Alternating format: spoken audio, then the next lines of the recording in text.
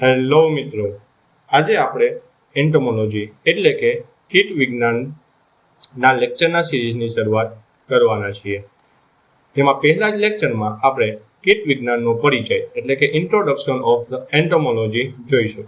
જેમાં આપણે kit વિજ્ઞાનનું basic કે કીટ વિજ્ઞાન શબ્દ શેમાંથી બનેલો છે, તેની વ્યાખ્યા તેમજ ઇન્સેક્ટ અને પેસ્ટ એટલે શું તે સમજીશું. તો શરૂઆત કરીએ કીટ વિજ્ઞાનનો પરિચય. કીટ વિજ્ઞાનને અંગ્રેજીમાં એન્ટોમોલોજી કહેવાય છે. એન્ટોમોલોજી શબ્દ બે ગ્રીક શબ્દનો બનેલો છે. પહેલું છે એન્ટોમોન અને બીજું છે લોગોસ. જેમાં એન્ટોમોનનો મતલબ થાય છે ઇન્સેક્ટ, જંતુ અને લોગોસનો મતલબ થાય છે સ્ટડી, અભ્યાસ.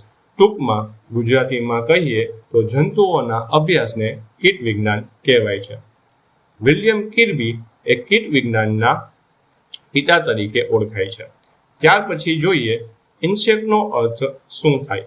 ઇન્સેક્ટ શબ્દ લેટિન ભાષા પરથી ઉતરી આવ્યો છે, જેને ઇન્સેક્ટમ કહેવાય છે, જેનો અર્થ થાય છે કટ ઇન્ટુ. ગુજરાતીમાં કહીએ તો ભાગોમાં વહેંચાયેલું.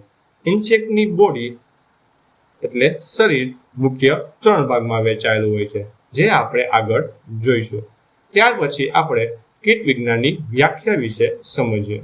કીટ વિજ્ઞાન એ પ્રાણીશાસ્ત્રની જ એક શાખા છે, જેમાં આપણે માખી, થ્રિપ્સ, ઈયળ જેવા જંતુ તેમજ જંતુઓનું વર્ગીકરણ, તેની સંરચના વિશે અભ્યાસ કરીએ છીએ.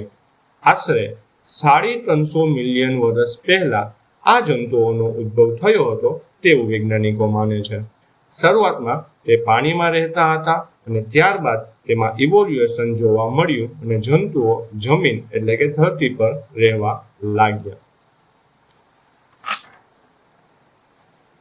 હવે પછી આપણે આગળ જોઈએ કે પેસ્ટ એટલે શું તે સમજીએ. આપણે અવારનવાર ઇન્સેક્ટ પેસ્ટ શબ્દ બોલતા હોઈએ છીએ, પરંતુ આ ઇન્સેક્ટ અને પેસ્ટ એ સમાન નથી, તે અલગ અલગ છે. તો સમજીએ પેસ્ટ એટલે શું થાય. કોઈ પણ જીવ જે માનવ સંશોધનના સંદર્ભમાં આર્થિક નુકસાન પહોંચાડે છે તેને પેસ્ટ કહેવાય છે. આર્થિક નુકસાન એટલે કે કેવું નુકસાન કે કોઈ પણ જીવ આપણા ખેતરમાં રહેલા પાકને નુકસાન પહોંચાડે તેને પેસ્ટ કહેવાય છે. પેસ્ટમાં ખાલી જંતુ નથી આવતા, તેમાં નીંદણ, ફૂગ, બેક્ટેરિયા, વાયરસ, નેમેટોડ, ઉંદર, પક્ષીઓ એ બધાનો સમાવેશ થાય છે. કેમ કે આ બધા આપણા ખેતરમાં આર્થિક રીતે ક્યાંક ને ક્યાંક નુકસાન પહોંચાડતા હોય છે, એટલે તેને આપણે પેસ્ટ તરીકે ઓળખીએ છીએ. આપણે એક વાક્ય સાંભળ્યું કે વાંચ્યું હશે કે બધા પેસ્ટ ઇન્સેક્ટ નથી હોતા, પણ બધા ઇન્સેક્ટ પેસ્ટ હોઈ શકે છે.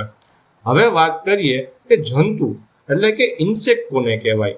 અહીં આપણે જંતુની લાક્ષણિકતાઓ એટલે કે કેરેક્ટર વિશે જોઈશું. તો સૌ પ્રથમ જોઈએ કે જંતુના સાંધાવાળા અંગો આવેલા હોય છે, જે આપણે અહીં જંતુના પગમાં જોઈ શકીએ છીએ કે તેના પગ ઘણા ભાગમાં વહેંચાયેલા છે, તેમજ તે એકબીજાથી જોડાયેલા છે, એટલે તેને સાંધાવાળા અંગો હોય છે. ત્યારબાદ જોઈએ કે જંતુનું શરીર મુખ્ય 3 ભાગમાં વહેંચાયેલું હોય છે. પહેલું છે માથું, બીજું છે છાતી અને ત્રીજું છે પેટ. આપણે આગળ જોયું કે ઇન્સેક્ટનો અર્થ જ ભાગમાં વહેંચાયેલું એવો થાય છે. જંતુને માથા પર 2 એન્ટેના આવેલા હોય છે, જે સંવેદનાત્મક અંગ તરીકે વર્તે છે. જો કોઈ દુશ્મન તેના પર હુમલો કરતું હોય અને અથવા તો તે ખોરાકની શોધ કરતું હોય, ત્યારે આ એન્ટેના તેને નર્વસ સિસ્ટમને સંદેશો મોકલીને કાર્ય કરાવે છે.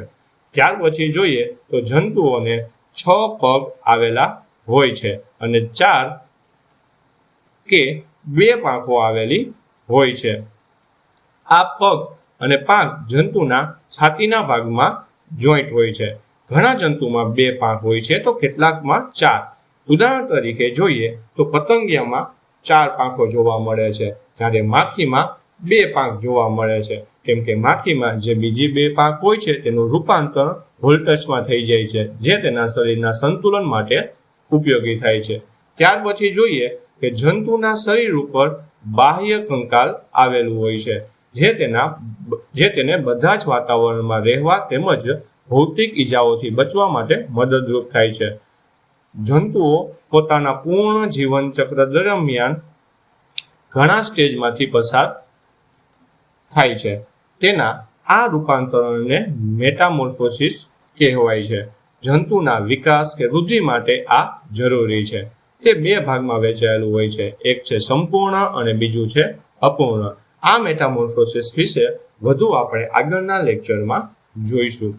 છેલ્લી લાક્ષણિકતા જોઈએ કે જંતુ સર્વવ્યાપી છે, એટલે કે તે બધે જોવા મળે છે, જેમ કે પાણીની અંદર, જમીન પર, હવામાં, બધે જ જોવા મળે છે. જો આ વિડીયો તમને ગમ્યો હોય તો વિડીયોને લાઈક કરી દેજો, તેમજ ચેનલને સબસ્ક્રાઇબ કરી દેજો.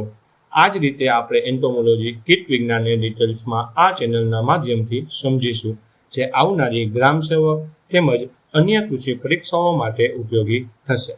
જય હિન્દ, જય કિસાન.